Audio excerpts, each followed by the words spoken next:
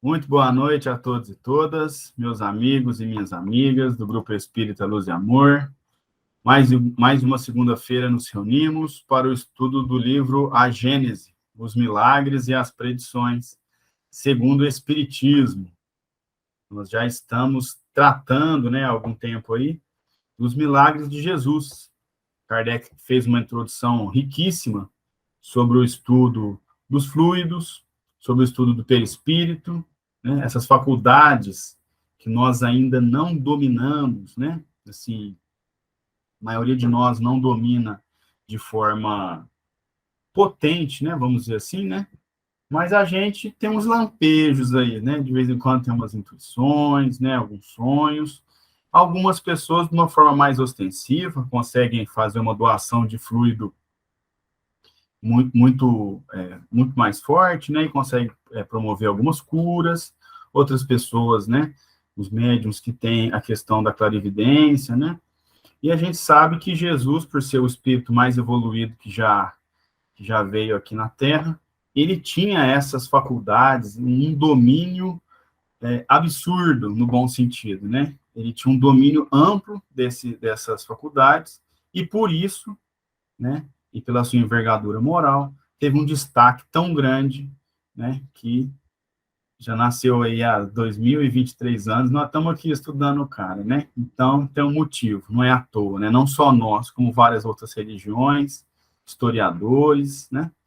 Sempre no estudo em volta de Jesus, justamente pelo que ele fez, né? E é isso que Kardec vai tratar conosco hoje também, porque a gente cita muito Jesus, mas é bom falar que, deixar sempre claro que ele sim, né, falou muita coisa, mas o forte dele era trabalhar, era fazer. Então, em vez de ficar, ele falava para sermos caridosos, mas na prática era que ele dava a verdadeira lição, que ficou registrado aí no Evangelho pelos seus discípulos.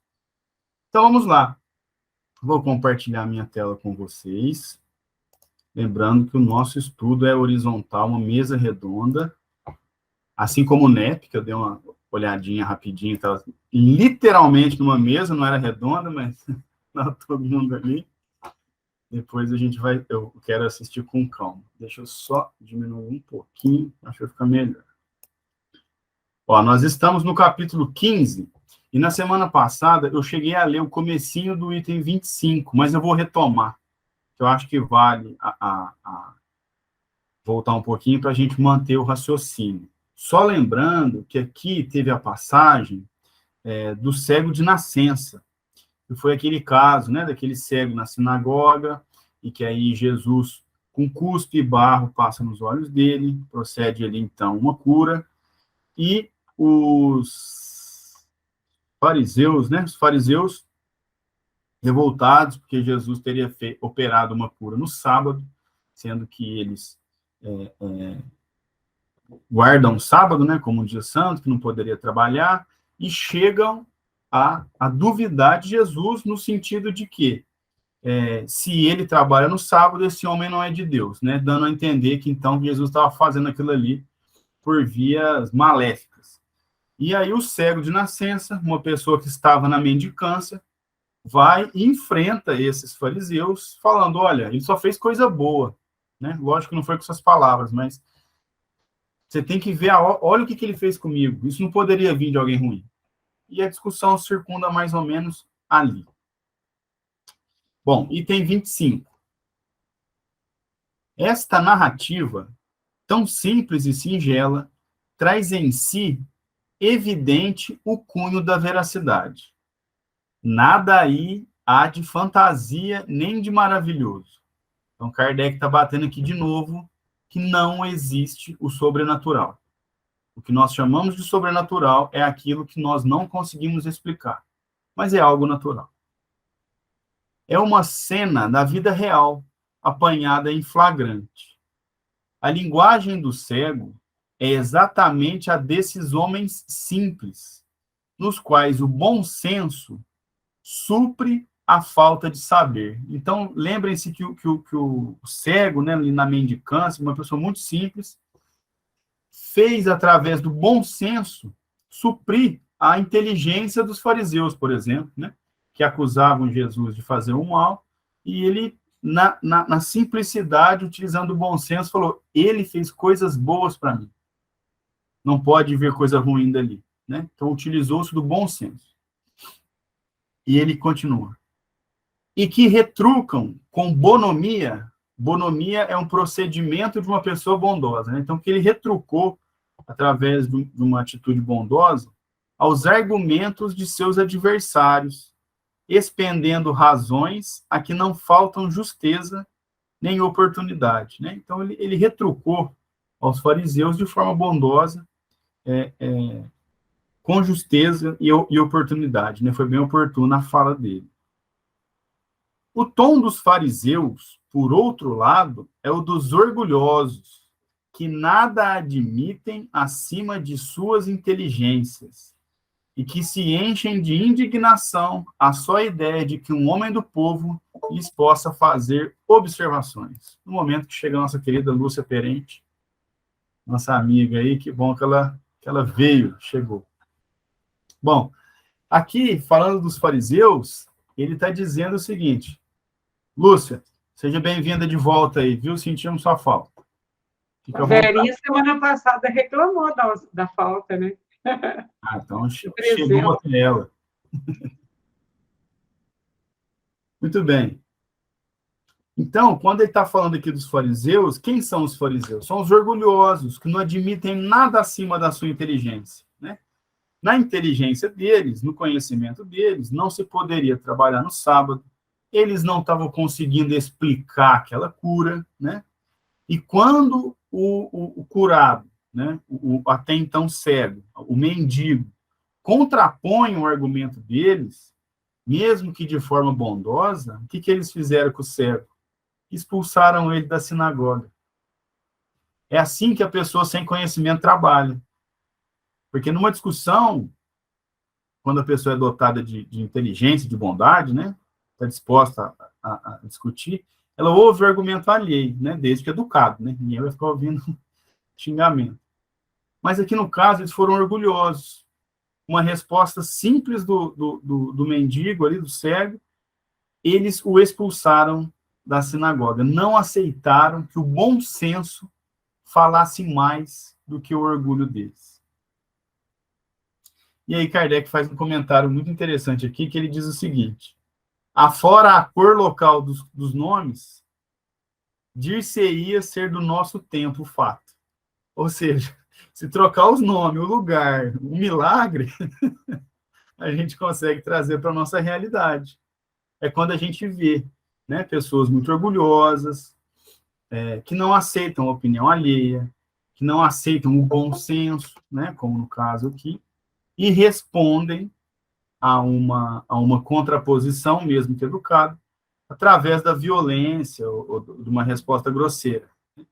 Então, essa passagem aqui, como as outras, ela é atemporal, ela consegue se aplicar nos nossos dias. Por isso a importância, eu sempre repito aqui, mas eu acho muito importante fazer isso, que no Espiritismo a gente sempre ouve o outro, concorda, discorda, né? A gente não tem que falar amém para tudo, mas também a gente vai conversar. Qual que é seu ponto? É diferente do meu e vamos trabalhando, né? Então, sem essa hierarquia, sem essa, se você não concordar comigo, você está fora, né? Pelo contrário, vamos construindo o conhecimento juntos para que a gente consiga evoluir. Depois ele continua dizendo o seguinte, ser expulso da sinagoga equivalia a ser posto fora da igreja. Era uma espécie de excomunhão. Então, Kardec está trazendo para nós aqui, atualizando, né? Ser expulso da sinagoga não era simplesmente sair do recinto, né? Era uma espécie de excomunhão, como ainda, acredito que ainda é feita nos tempos atuais, né? Às vezes com alguns escritores. Eu não conferi a veracidade da informação, mas ouvi dizer que aquele escritor português, o Saramago, né, sofreu um processo de excomunhão por ter escrito o livro O Evangelho segundo Jesus Cristo, que é um romance, né, que ele traz uma visão diferente. Então era mais ou menos isso, um processo de excomunhão, ser expulso da sinagoga. Depois ele continua. Os espíritas, aí está falando da gente, os espíritas, cuja doutrina é a do Cristo de acordo com o progresso das luzes atuais, são tratados como os judeus que reconheciam em Jesus o Messias. Vou repetir. Os espíritas, cuja doutrina é a do Cristo de acordo com as luzes atuais. De acordo com as luzes atuais, é ciência que Kardec está trazendo aqui. Luzes atuais são os conhecimentos atualizados, que é justamente isso que o Espiritismo traz. E a gente já passou por muitos momentos que Kardec falou, até aqui entendem assim, pode ser que mude, porque sempre o Espiritismo, uma doutrina cristã, mas acompanhando a evolução, né? Acompanhando o progresso das ciências naturais. Então, os espíritas também são tratados como os judeus que reconheciam em Jesus o Messias. Excomungando-os, a igreja os põe fora de seu seio, como fizeram os escribas e os fariseus com os seguidores do Cristo. Então, Kardec remonta aqui, eu não sei as datas, mas eu não sei se ele já tinha passado por aquelas queimas de livro, do livro, não me lembro se foi o Livro dos Espíritos ou do Evangelho, né? A Gênesis foi a última, né, publicação do 5. Não sei se ele já tinha passado por isso ou se já antevia que passaria por esse crime, né? Queimar livros como se isso fosse impedir a evolução, né? Um atraso mesmo, né? Assim, aí está um homem que é expulso porque não pode admitir seja um possesso do demônio aquele que o curara e que porque rende graças a Deus pela sua cura. O cego foi expulso porque ele não admitiu, ele não concordou que Jesus seria um possesso do demônio. Ele falou, não, eu vou render graças a ele me curou. E por isso ele foi expulso. Kardec faz uma comparação aqui conosco, né, espíritas, hoje mais respeitados, mas ainda estamos lutando aí pelo nosso espaço, porque muitas pessoas entendem, doutrinas entendem, que a comunicação com o mundo espiritual seria só para coisas ruins, né? Ou seria pecado, sei lá o que, o demônio. E só a título de curiosidade, porque rende aqui, né? Comunica com o nosso estudo. Eu estou ouvindo um podcast sobre um crime que aconteceu alguns anos atrás, e um dos suspeitos foi investigado por ser espírita.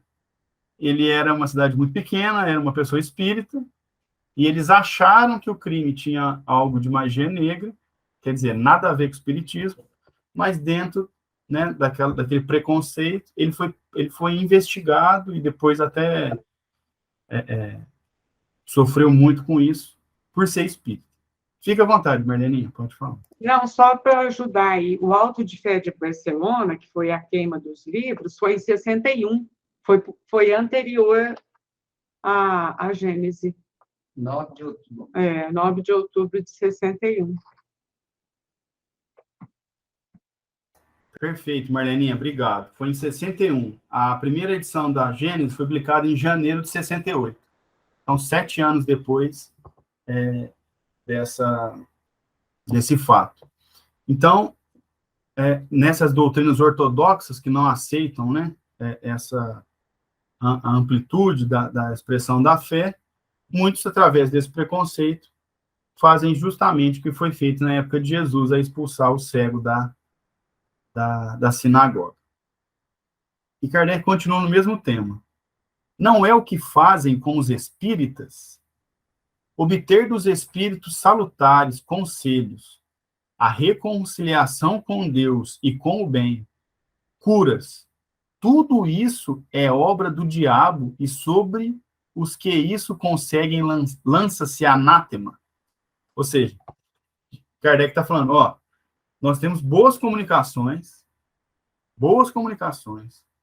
reconciliação com Deus. Quantos de nós não chegaram aí no Luz e Amor, né? Às vezes revoltados, e achamos a reconciliação na religiosidade pelo Espiritismo, curas, e ainda lança-se um anátema, ou seja, uma excomunhão sobre nós, né? Eu não sou de família espírita, e quando eu comecei a frequentar o espiritismo, eu sofri um preconceito de alguns familiares, né? Mas que depois eu não rebati, e depois viram a prática, né? Ó, o Caio está ali na evangelização, está recolhendo isso para ajudar não sei aonde, e aí, através do exemplo, virou de tal modo que eles me ligavam e falavam, reza para mim, estou precisando. Então, sem briga, só no exemplo. Bom, Kardec continua dizendo o seguinte: não se tem visto padres declararem do alto púlpito que é melhor uma pessoa conservar-se incrédula do que recobrar a fé por meio do espiritismo? Não há os que dizem a doentes que estes não deviam ter procurado curar-se com os espíritas, que possuem esse dom, porque esse dom é satânico? Não há os que pregam que os necessitados não devem aceitar o pão que os espíritas distribuem, por ser do diabo esse pão? Que outra coisa diziam ou faziam os padres judeus e os fariseus? Aliás, fomos avisados de que tudo hoje tem que se passar como ao tempo do Cristo. Então, Kardec traz aí a luz, no sentido de que a progressão que a gente aplica na nossa doutrina, essa doutrina progressista, né, de vanguarda, que busca o caminho e não está presa, amarrada a dogmas, iria sofrer, como foi no caso de Jesus também, que Jesus trouxe novas ideias. Né? Jesus é uma das revelações, é a segunda revelação. E ele enfrentou. Não pode trabalhar no sábado? Pois eu vou trabalhar. Se for para fazer o bem, eu vou. E aí, em algumas doutrinas, não se pode falar com os mortos. Nós falamos. Para o bem. Recebendo bons conselhos, operando trabalhos como o passe magnético, como as comunicações, né? E a gente consegue uma vida um trabalho muito gratificante para nós e também para os pacientes, encarnados e desencarnados, que a gente também ajuda quem está do lado de lá. Depois Kardec continua. A pergunta dos discípulos: foi algum pecado deste homem que deu causa a que ele nascesse cego? Porque depois que Jesus operou a cura, os discípulos foram perguntar para ele. Falou, mestre, foi alguma coisa, né, algum pecado que deu a este homem causa a que nascesse cego? Numa primeira lida, quando eu li a primeira vez, eu achei normal a pergunta. Né? Mas quando Kardec vem explicar, a gente vê a profundidade. Ó. A pergunta dos discípulos, foi algum pecado deste homem que deu causa a que ele nascesse cego? Revela que eles tinham a intuição de uma existência anterior. Pois, do contrário, ela careceria de sentido, visto que um pecado somente pode ser causa de uma enfermidade de nascença se cometida antes do nascimento, portanto, numa existência anterior. Como que uma pessoa poderia ter pecado e esse pecado ser uma consequência dele nascer cego? Só por uma causa anterior à vida. Se no primeiro dia ele já nasceu cego, que hora que ele pecou? Só se for dentro da barriga da mãe, aí não dá. Então, eles tinham essa intuição da existência das vidas anteriores. E aí ele continua. Se Jesus considerasse falsa semelhante ideia, ter-lhes-ia dito, como houvera este homem podido pecar antes de ter nascido? Né? Então, se fosse errada essa pergunta, Jesus falaria isso. Mas como é que ele ia pecar antes de ter nascido? E a resposta de Jesus não foi essa. A resposta de Jesus foi, em vez disso, porém, diz que aquele homem estava cego, não por ter pecado, mas para que nele se patenteasse o poder de Deus. Isto é, para que servisse de instrumento a uma manifestação do poder de Deus. Se não era uma expiação do passado, era uma provação apropriada ao progresso daquele espírito, porquanto Deus, que é justo, não lhe imporia um sofrimento sem utilidade. Então, Jesus responde falando que não era o caso. né, dele ter pecado e tá numa expiação por isso. Então, a gente sabe que se não era uma expiação, era uma provação apropriada daquele espírito. Aquele espírito, falando em português claro, precisava passar por aquela prova, precisava passar por aquele sofrimento, por aquela condição, para a sua evolução. E a das pessoas que o circundavam. Quando a gente estudou, no começo da Gênesis, os atributos divinos, a gente viu que Deus é justo. E não tem um grão de areia que não tenha uma utilidade. Não faria sentido uma criação sem utilidade. Da mesma forma, as questões pela qual nós passamos, todas elas têm uma utilidade. Se a pessoa nasce cega, se ela adquire uma cegueira, tudo isso tem uma utilidade para a nossa evolução.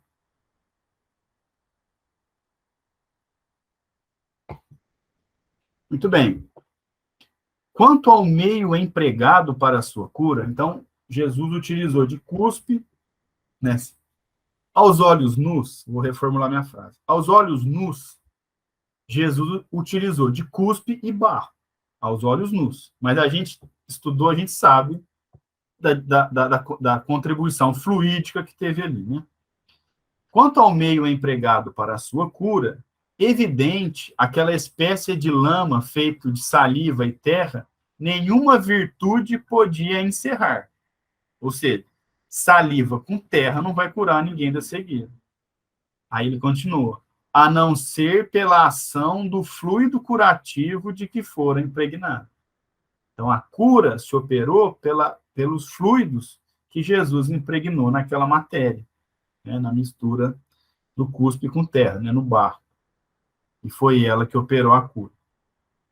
É assim que as mais insignificantes substâncias, como a água, por exemplo, podem adquirir qualidades poderosas e efetivas, sob a ação do fluido espiritual ou magnético, ao qual elas servem de veículo, ou, se quiserem, de reservatório.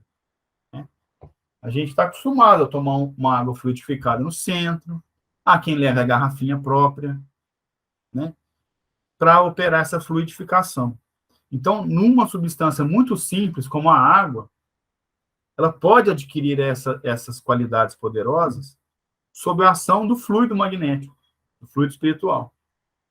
A água, como ele está colocando aqui, vai servir de veículo, ou, se quiserem, de reservatório. O fluido vai impregnar na água, e a água vai ser ingerida. E, ao ser ingerida, ela vai, né, entrar no nosso corpo como um remédio, né, e aí consegue nos ajudar com esses fluidos positivos, né, esses fluidos benéficos que a gente bem estudou quando a gente falou dos fluidos. Muito bem. Alguém quer fazer algum comentário sobre essa cura do cego de nascença? Pode ficar à vontade.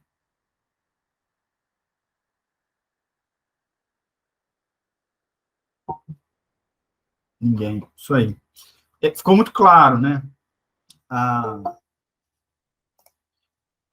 explicação de Kardec é muito clara, ele consegue trazer todo o evangelho, né, o trecho que ele queria, claro, e depois explicar ponto a ponto as passagens.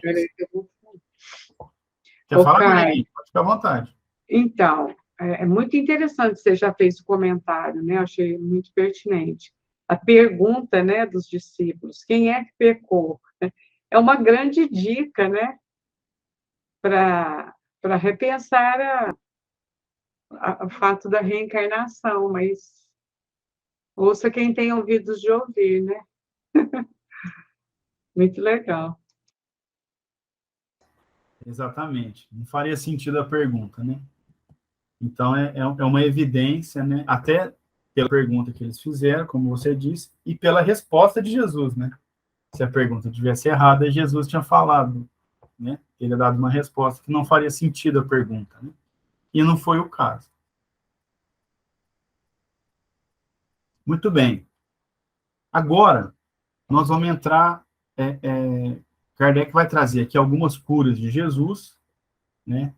Vai contar algumas passagens aqui de Jesus, e depois também vai trazer a explicação como ele tem feito. Ó, numerosas curas operadas por Jesus. Item 26. Jesus ia por toda a Galileia, ensinando nas sinagogas, pregando o evangelho do reino e curando todos os langores. Langores é um estado de abatimento ou um cansaço muito forte. Então, Jesus ia pelo reino, né? Curando os langores, os cansaços, os abatimentos e todas as enfermidades no meio do povo, tendo-se a sua reputação espalhado por toda a Síria. Traziam-lhe os que estavam doentes e afligidos por dores e males diversos, os possessos, os lunáticos, os paralíticos, e ele a todos curava. Acompanhava-o grande multidão do povo da Galileia, de Decápolis, de Jerusalém, da Judéia e de além Jordão. Isso está no Evangelho de Mateus, capítulo 4, versículo 23 a 25. Item 27. De todos os fatos que dão testemunho do poder de Jesus, os mais numerosos são, não há contestar, as curas. Queria ele provar dessa forma que o verdadeiro poder é o daquele que faz o bem. Que o seu objetivo era ser útil e não satisfazer a curiosidade dos indiferentes por meio de coisas extraordinárias. Veja, dominando o espírito, a expansão do seu espírito, como Jesus dominava. Essas faculdades extraordinárias. Imaginam o que ele podia fazer para impressionar, se ele quisesse. Eu vou dar um showzinho aqui. Ele ia deixar todo mundo doido. Esse controle dos fluidos. Mas Jesus não fez isso. Jesus fez o quê? Curou as pessoas. O seu objetivo era ser útil e não satisfazer a curiosidade. Ele não chamava, ó, vem cá que eu vou fazer um negócio para vocês verem. Não, ele entrava lá no meio, tinha um doente, ele curava. Ele passava para lá, tinha alguém precisando, ele ajudava. Trabalhava desse jeito, né? Então, queria provar, conforme a explicação de Kardec, que o verdadeiro poder é daquele que faz o bem, né? O objetivo dele era ser útil, ele não queria satisfazer a curiosidade. Ah, então se você é Jesus mesmo, vamos ver se você faz não sei o quê. Imagina, nem escutava um negócio desse. Tinha trabalho demais para perder tempo com isso, né? Então, essa era a ideia que Jesus queria passar através do seu trabalho. E aí Kardec continua. Aliviando os sofrimentos, prendia a si as criaturas pelo coração e fazia prosélitos. Prosélitos é a pessoa se converter a uma religião. Ou seja, fazia conversões mais numerosos e sinceros do que se apenas os maravilhasse com espetáculos para os olhos. Então, se Jesus estivesse só fazendo coisas assim, plásticas, né, coisas com efeitos visuais, ele poderia maravilhar muitas pessoas, com certeza, mas ele não conseguiria fazer essas conversões e nem atrair as pessoas pelo coração, como ele fazia, né? Então, ele aliviava dores, as pessoas, imagina o cego de nascença, por exemplo, ele, a família dele, os vizinhos, os amigos que o amavam, vendo isso, dobra na hora, a pessoa dobra na hora, pelo sentimento, pelo amor, né? Então, Jesus arrebatou as multidões pelo seu trabalho, e de modo algum para satisfazer curiosos ou para querer provar alguma coisa. Daquele modo, fazia-se amado, ao passo que se limitasse a produzir surpreendentes fatos materiais, conforme os fariseus reclamavam, a maioria das pessoas não teria visto nele senão um feiticeiro ou um mágico hábil, que os desocupados iriam apreciar para se distraírem. Justamente, se Jesus fosse fazer uma coisa dessa, teria ali os curiosos, poderia até fazer um auê, mas logo seria acusado de feiticeiro, de mágico, e não conseguiria tocar o coração das pessoas como ele tocou. Né? Não conseguiria fazer com que fosse estudado, fosse respeitado como ele foi, se ele só estivesse ali fazendo provações para os outros. Ele continua dizendo o seguinte: assim, quando João Batista manda por seus discípulos perguntar-lhe se ele era o Cristo, a sua resposta não foi: eu o sou, como qualquer impostor haveria podido dizer. Então, quando João Batista mandou perguntar se ele era Jesus, se ele era o Messias mesmo, se ele era o Cristo, ele não respondeu: sou eu mesmo. Ele não fez isso. O que ele fez? Kardec vai falar, ó. Tampouco lhes fala de prodígios, nem de coisas maravilhosas. Então, ele não falou, sou eu, também não falou de coisas maravilhosas. Ele responde-lhes simplesmente: ide dizer a João, os cegos veem, os doentes são curados, os surdos ouvem, o evangelho é anunciado aos pobres. Ou seja, o que ele falou? Estamos curando as pessoas aqui. E o evangelho, que estava sendo lido dentro da sinagoga para algumas pessoas, para uma elite, estava sendo anunciado aos pobres. Ele foi lá no pobre, aquela pessoa. Vocês imaginam o que era um pobre daquela época, né? Que dificuldade que era. O evangelho foi ser anunciado aos pobres, né? Aí Kardec continua: o mesmo era que dizer, reconhecei-me pelas minhas obras, julgai da árvore pelo fruto, porquanto era esse o verdadeiro caráter da sua missão divina. Jesus ser reconhecido pelo que ele fazia, não só pelo que ele dizia, né, ou pelo que os outros achavam. Ele fazia o trabalho e quebrava esses dogmas da época, né, no trabalho de sábado, né, tem a passagem do vinde às minhas criancinhas, né, ele fala, deixa vir. Ia lá encostar nos doentes, né, nos leprosos, e por aí vai. Item 28. O Espiritismo, igualmente, pelo bem que faz, é que prova a sua missão providencial. Aí Kardec vai voltar a fazer um paralelo aqui. O Espiritismo vai provar a missão dele pelo trabalho. Por isso que a gente fala tanto de trabalho. É pelo trabalho que ele vai provar. Né? Como eu comentei, né, no meu caso particular, na minha família, foi pelo trabalho. Né? E eu recentemente escutei de uma pessoa que eu achei muito engraçado. Ele falou assim, eu não sei o que os espíritas fazem, não, mas é tudo uma senhora boazinha que fica ajudando os outros.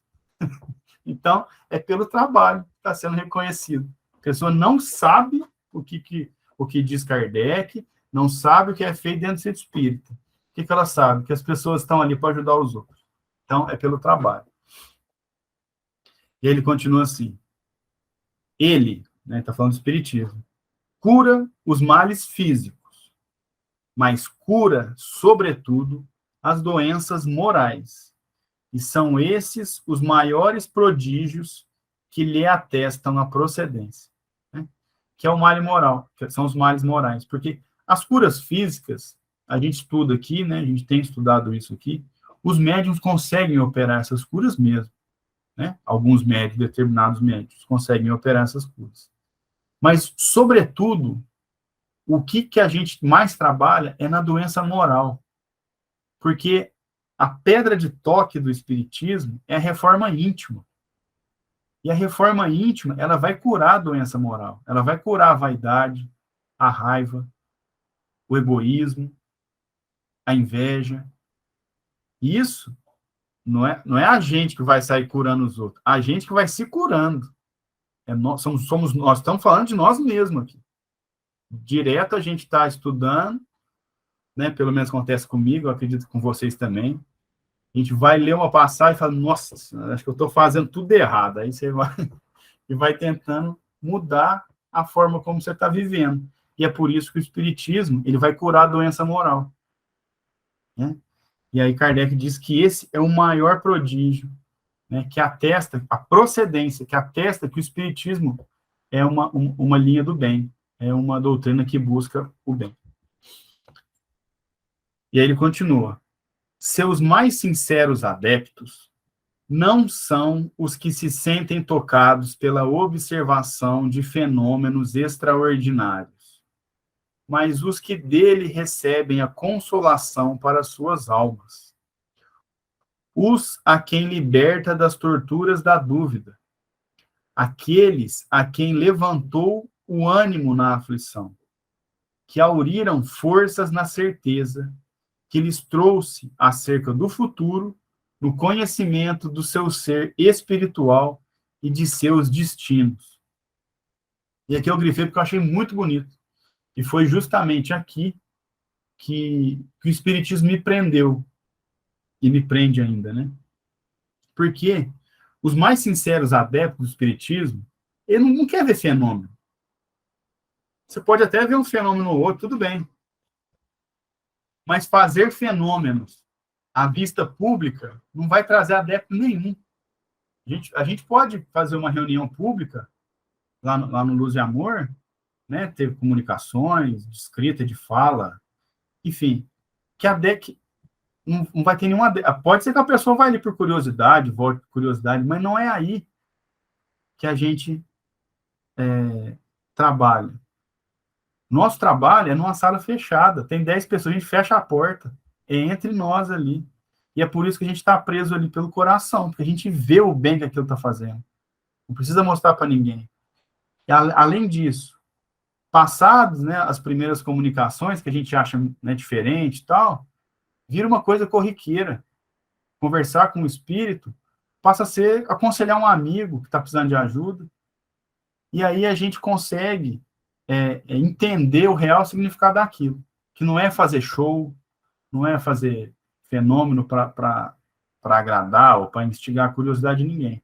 E sim um fundamento que é ajudar um obsidiado, um espírito que está precisando de uma orientação, né?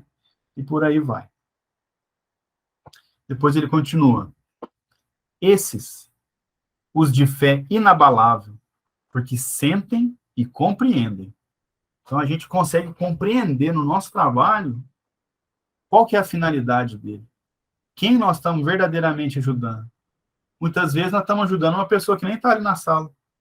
É lido o nome e a gente doa nosso fluido, trabalha com as comunicações, e a gente está ajudando aquela pessoa. Às vezes, a gente nem tem o retorno, né? Não fica nem sabendo, né? Porque às vezes trabalha até com muito nome, mas a gente, conversando com os espíritos e sentindo o encaminhamento do trabalho, a gente entende verdadeiramente o que significa isso. Que a comunicação com o plano espiritual tem um objetivo profundo e está muito, mas muito além do que uma simples manifestação espiritual. E para concluir, Kardec diz o seguinte: os que, no espiritismo, unicamente procuram efeitos materiais, não lhe podem compreender a força moral. Daí vem que os incrédulos, que apenas o conhecem através de fenômenos, cuja causa primária não admitem, são os espíritos, consideram os espíritas meros prestidigitadores, ou seja, ilusionistas e charlatães. Justamente, aquele que vai só para ver um fenômeno, vocês já devem ter ouvido de algum conhecido, eu quero ir lá para ver uma mesa branca, eles gostam desse nome, né? Eu quero ir lá para ver uma mesa branca. Para quê? Não tem fundamento nenhum, não é isso. É muito mais profundo do que isso, né? E aquele que já não acredita na existência do plano espiritual, ele vai chegar lá e falar, que você está fingindo. esse cara está fingindo isso, está fingindo aquilo, né? Então não adianta, e por isso que a gente nem se preocupa com isso. A gente vai, faz nosso trabalho, nosso cantinho, e quem tiver disposto a fazer, está convidado, desde que passe, né, pelo estudo, como a gente tem o COEM, e consiga entender a força moral e a profundidade do trabalho. Não será, pois, por meio de prodígios que o Espiritismo triunfará da incredulidade. Será pela multiplicação dos seus benefícios morais. Olha que bonito. A gente não vai, o Espiritismo não vai aumentar os seus adeptos através de prodígios, né? Através de fenômenos, de coisas surpreendentes. Não vai. A multiplicação é através dos benefícios morais. Né? Quem de nós aqui não melhora participando de um estudo? Né? Quem de nós não aprende participando de um estudo? Quem de nós não aprende ouvindo o depoimento de um espírito desencarnado? E é por isso que nós somos adeptos. Porque a gente cresce no espiritismo, cresce moralmente, a gente amadurece. E aí consegue fazer aquele combate aos nossos defeitos, consegue a nossa evolução moral e, consequentemente, vamos nos tornando pessoas melhores. Né? E aí Kardec continua. Eu vou ler a frase de novo. Não será, pois, por meio de prodígios que o Espiritismo triunfará da incredulidade.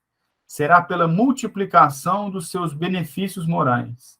Porquanto, se é certo que os incrédulos não admitem os prodígios, não menos certo é que conhecem, como toda a gente, o sofrimento e as aflições, e ninguém recusa alívio e consolação. O Kardec é um poeta, né? Olha que coisa maravilhosa.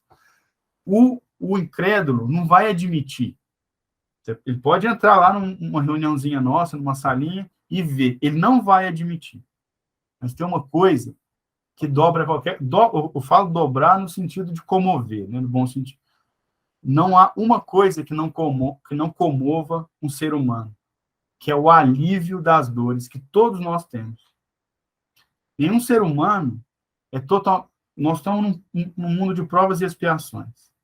Todos nós temos problemas pessoais, familiares, temos aí as questões emocionais, depressão, ansiedade, incertezas sobre a vida. E quando a gente recebe o alívio de uma dor, ou quando a gente tem a oportunidade de estudar questões que nós não entendemos, é aí que a gente alivia, e é aí que a doutrina do Consolador toca nosso coração. Aquele que recebe uma mensagem, ou que mesmo que não receba uma mensagem, ele consegue entender como é que funciona um pouquinho o plano espiritual. E aí aquela dor, aquela incerteza, ela diminui. Porque a perda da dor de um ente querido, ela não diminui, porque a saudade vai estar sempre presente. Mas você entender como funciona, né? Isso aí é uma consolação enorme, que faz com que a gente queira estudar cada vez mais e participar cada vez mais da doutrina espírita. Muito bem. Agora... Eu aproveitar o intervalo só para contar um fato inusitado que aconteceu uma vez. Quando era ainda no outro centro, não era acesso a Ed, não. Ele era um centrinho pequenininho, uma salinha, e chamaram uma pessoa para fazer um reparo, um pedreiro, não sei. E aí, a hora que ele... Certo, ele estava morrendo de medo de ir, né? A hora que ele chegou, que ele tinha uma mesa, tinha uma toalha branca na mesa. Aí ele virou e falou, graças a Deus que aqui é de mesa branca. A Rosa falou assim, gente, nunca mais eu ponho toalha branca nessa mesa. Pode ver que a gente põe bege. Graças a Deus que aqui é de mesa branca. É isso aí, cara. Coitado do pedreiro. Até foi morrer de medo, né? Ai, deve ter dado um Pai Nosso antes de entrar lá. Mas você vê que tá no no imaginário da população, né? Eu já contei alguns casos meus aqui quando eu não era espírita, que eu imaginava várias coisas totalmente diferentes. E a gente ainda tem um agravante dos filmes de terror, né? Que isso aí mexe com o imaginário e ensina coisa errada. Ana, fica à vontade, pode falar. O interessante é que eles, às vezes, são de outra religião, né? Praticam fervorosamente, não acreditam no espiritismo, mas têm medo. Então, se não acredita, para que ter medo? Não é mesmo? Eu acho tão engraçado isso. Ou seja, acredita, né? Porque senão, né? Alguém aqui tem medo de salsicha voadora? Não, não existe. Você vai ter medo por quê? Agora, você tem medo de cachorro bravo? Aí a gente tem, né? Então, se tem medo... Se não acredita, tem uma dúvida bem acentuada, assim, né? Muito bem. Vou começar aqui a questão dos processos, não vai dar tempo, mas já fica uma introdução. Agora, Kardec vai tratar desses processos, ainda dentro das curas de Jesus, né? Mas eu já vou dar um spoiler, já vou falar mais ou menos, para a gente ir observando, que na época não se explicavam muitas doenças, então tudo para eles era processo. Tudo estava meio, a pessoa estava meio estranha, era processo. Então, tem realmente os processos, mas alguns casos não são de possessão, né? São de catalepsia ou outras questões que nós descobrimos recentemente, né? Eu imagino até, isso aqui é coisa minha, hoje a gente entende, né, estuda a depressão. Imagina na época uma pessoa numa depressão profunda, né, aquela depressão que a pessoa nem levanta da cama, né, naquela época o imaginário rolava solto, né? Então eles não tinham esse diagnóstico, provavelmente atribuíam também a possessão ou alguma outra coisa nesse sentido. Então vamos começar aqui, ó. Item 29. Vieram em seguida a Cafarnaum e Jesus, entrando primeiramente em dia de sábado na sinagoga, os instruía. Admiravam-se da sua doutrina, porque ele os instruía como tendo autoridade, e não como os escribas. Ora, achava-se na sinagoga um homem possesso de um espírito impuro, que exclamou: que há entre ti e nós, Jesus de Nazaré? Vieste para nos perder? Sei quem és. És o Santo de Deus. Jesus, porém, falando-lhe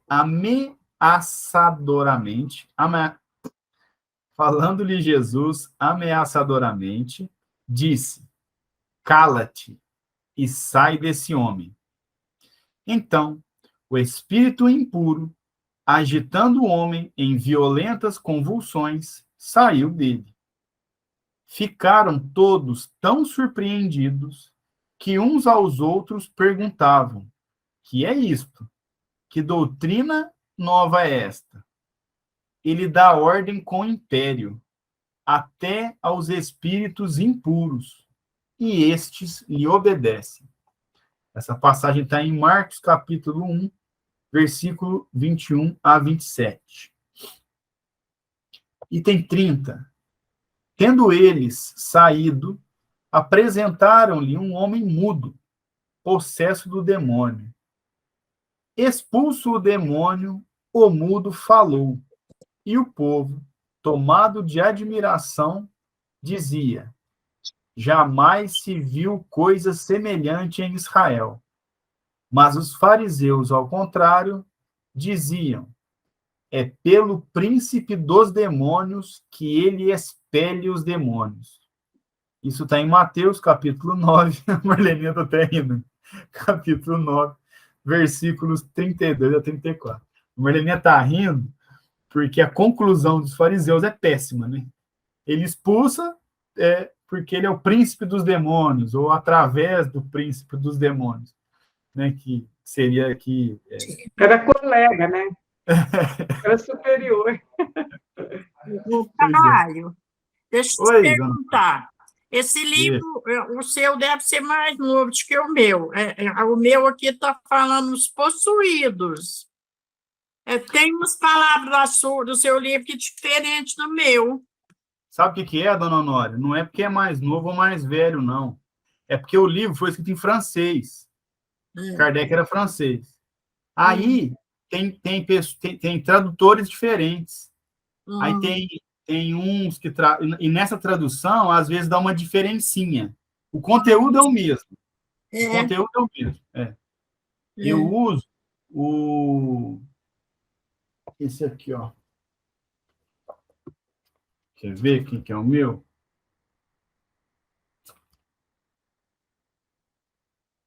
Salvador Gentili. Aí tem o Salvador Gentili, tem outro. Da senhora vai ser outro. Depois a senhora procura aí, tradução.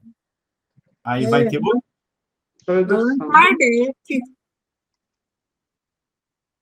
É por isso que dá essa diferencinha, mas o conteúdo é o mesmo. Às vezes, uma palavrinha ou outra que fica diferente. Ou o meu evangelho que eu levo no centro de sábado é Salvador Gentili também. Mas esse aqui é Allan Kardec, ó. Dá para ver?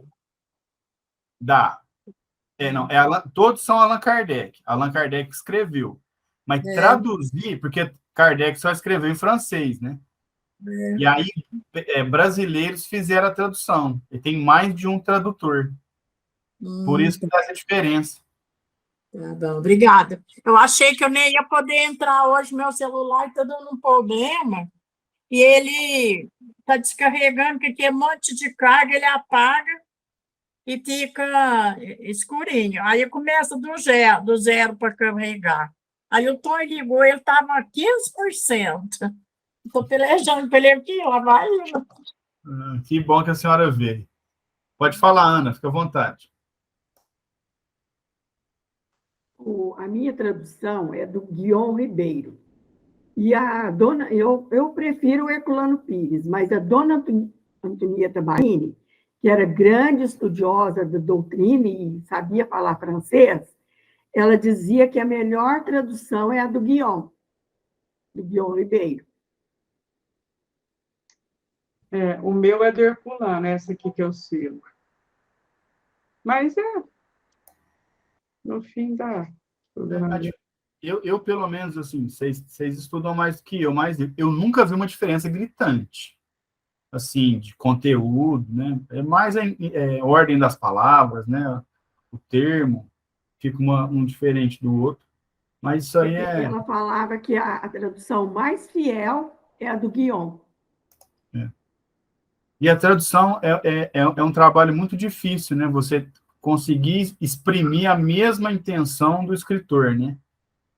Então, por isso que tem vários tradutores, e é até legal cada um estar com um tradutor aí, se vê alguma diferença, mas, sinceramente, eu acho que não tem, não. Nenhuma diferença do conteúdo. Até porque são publicados, né? Passam pelo crivo aí. Bom, mas é isso aí, pessoal. A gente vai, então, estudar esses processos. Kardec vai trazendo essas passagens dos processos e depois traz a explicação. Eu vou parar aqui, ó. Semana que vem a gente faz o 31, porque como é só uma passagem, né, que chegou um processo, depois chegou outro, eu acho que não tem problema. Semana que vem, então, a gente continua aí no capítulo 15, pelo item 31.